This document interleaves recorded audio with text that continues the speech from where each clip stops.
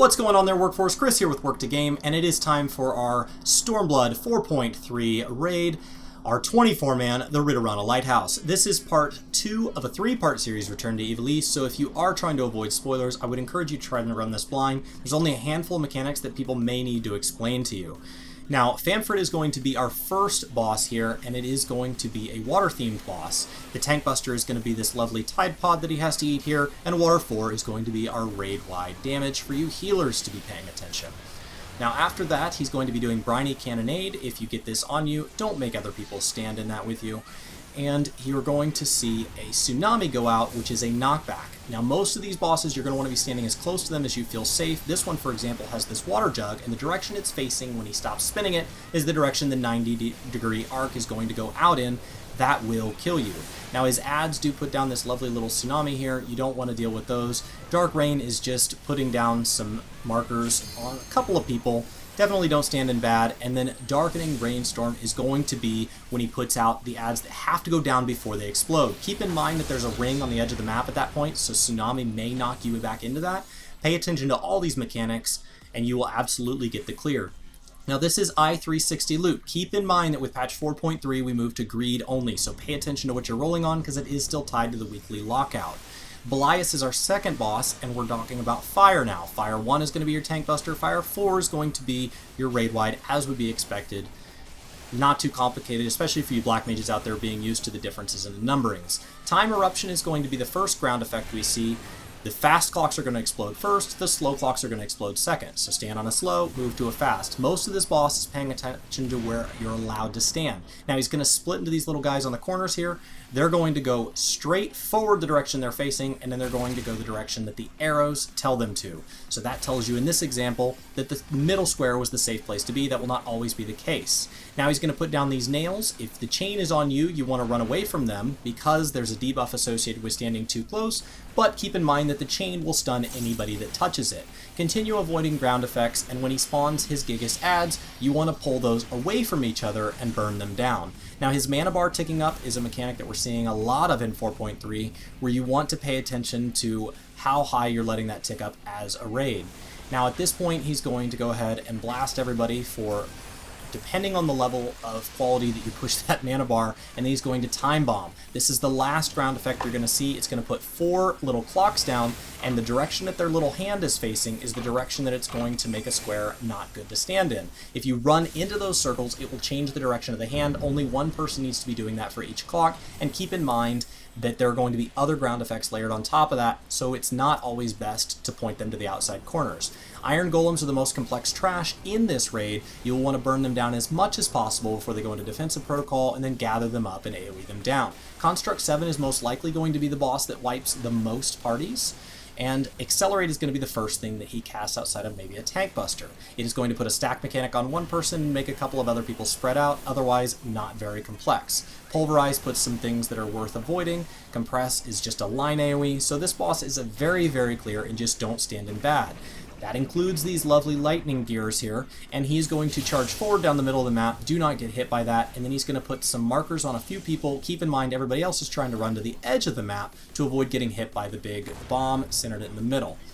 Now, he's going to cast Dispose. This is where you're going to want to stand in front, not in front of him, behind him the whole time, because he's going to continue spinning. When he starts blinking red later, that is going to be more spinning. So keep in mind, it does not always stop at 360 degrees. Computation mode is most likely where most raids are going to struggle here to understand exactly what's happening. Everybody's life is going to get dropped to a single digit between 1 and 8, and then he's going to say a math thing that matters to him, and that cast bar is going to reflect that, just in case you missed what he said.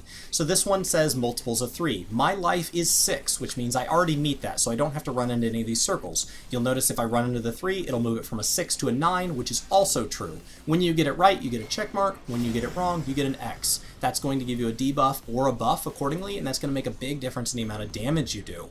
And so you'll see in later phases that matters. Healers, at the end of that phase, be sure you heal everybody up, or a raid-wide will kill them, and when the big green orb draws you all in, you'll be tossed onto separate alliance platforms. This is where those damage buffs and debuffs matter. Now, each of the platforms is going to have a different mechanic along with killing the ad, And my platform is the one dealing with polarity.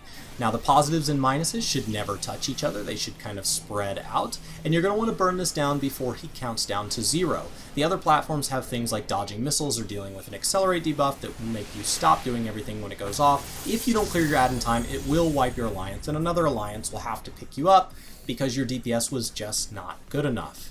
Now after they do that, you will be back in this, and you'll notice that the ground effects are getting a little more intense. He's blinking red. This makes things like his dispose go faster.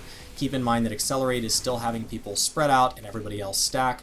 Just continue paying attention and doing your absolute best here. You'll absolutely get him down. It's just going to take more patience than the first 2 bosses. Yiazmat is our 3rd and final boss, and as is true of all dragons, do not stand in front of or behind them, and honestly with this dungeon, stay as close to the boss as you can feel safe. He is going to rake as his tank buster, he's going to put down some big bad circles, don't get caught in those, and otherwise stay close to the boss. The tank is going to tank him off to the side here, hopefully so that when he goes magnetic later, there's not as much movement required. You'll notice that his big AoE, it's only safe to stand underneath him, that's why you want to be close, and magnetic lens is going to split the whole field in half. You're going to want to stand on the half opposite your polarity so that you're sucked down to the ground rather than being levitated. That dust storm that went out earlier doesn't do much damage unless you're levitated. Now he's going to begin raking in a line, and he's going to begin turning. Do not get hit by the do not get hit by this. So definitely stay behind him and stay alongside him as much as possible. Now take out the ads when they spawn. This is not shocking. Stand in stack mechanics when they spawn. This is not shocking. Do not stand in any bad that forms on the ground. This is not shocking. The hard part of this is doing all of that at the same time while paying attention to polarity, while being aware that there is a lot of raid damage going out. He will do Cyclone at some point here, and when Cyclone goes off, if you are levitating, it will kill you. There might be a way to live through it. We did not see anybody do so. This will go ahead and drop you back on the ground, assuming you weren't levitating, and the ads will spawn. He will go invulnerable for these ads, and you want to tank them separately from each other. Mine, even though it was targeting me, was not super responsive in getting on my marker my first pull through, so I would just be really quick about taking threat on these. Continue to not stand in bad, continue to stack for stack markers, and when these go down, attack the heart. None of this is shocking, it's just interesting to see it all layered in this new way. Now he does this big solar explosion based on the mana. Shouldn't be too big of a deal, and you should be able to just repeat these mechanics until he goes down.